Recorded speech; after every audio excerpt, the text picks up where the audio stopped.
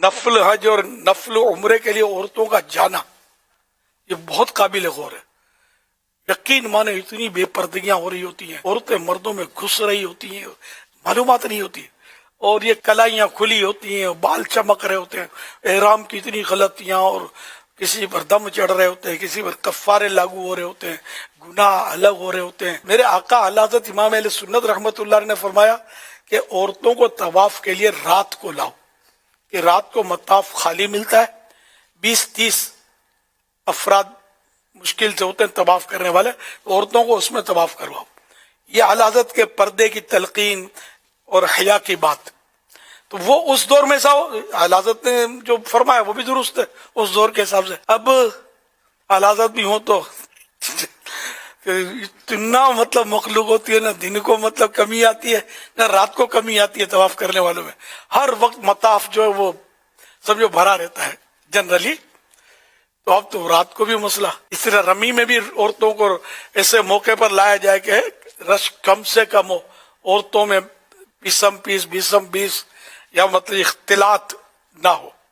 لیکن اب یہ عورتوں کا ذہن بھی تو بنے نا. حضرت ام المومنین بی بی سودا رضی اللہ تعالی عنہا، ان سے عرض کیا گیا کہ آپ حج کریں، تو انہوں نے فرمایا میں فرض حج کر چکی، اب تو گھر سے میرا جنازہ ہی نکلے.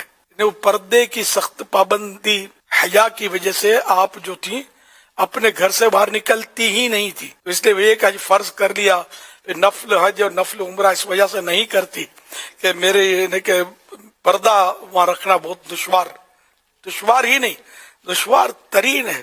واقعی میں بولتا ہوں، جنہوں نے حج کیے ہیں، عمرے کیے ہیں بار بار، ان کو پتا ہوتا ہے.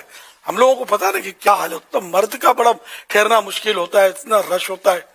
اگر کعبے کی بھی زیارت کرنے کے لیے آدمی بیٹھے نا مسجد الحرام شریف میں، میں صحیح کہتا ہوں کہ اتنی عورتوں سے ٹکرا کر وہ نظر آپ کی کعبے کی طرف پہنچے گی رش میں. کعبے شریف کی زیارت جو ہم بیٹھے بیٹھے کر رہے ہیں زیادہ سے زیادہ مستحب ہے، اور جان بوجھ کر عورت کی طرف دیکھنا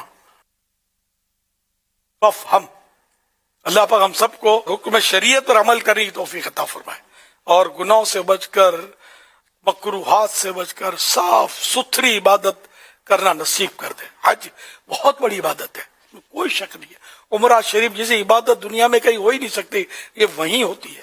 طواف جیسی عبادت کہیں بھی نہیں ہو سکتی، یہ وہیں ہوتی ہے. لیکن یہ کہ جو میں نے عرض کی نا باتیں ہیں وہ بھی قابل غور ہے نا. اللہ پاک ہم سب کو نصیب کرے، بار بار حاضری نصیب کرے، اور زبان، آنکھ، کان، ہاتھ، پیر، دل، دماغ اور روئے کا قفل مدینہ نصیب کرے کہ ہم مطلب گناہوں سے بچ کر اپنی نگاہوں کی، زبان کی حفاظت کے ساتھ یہ عبادات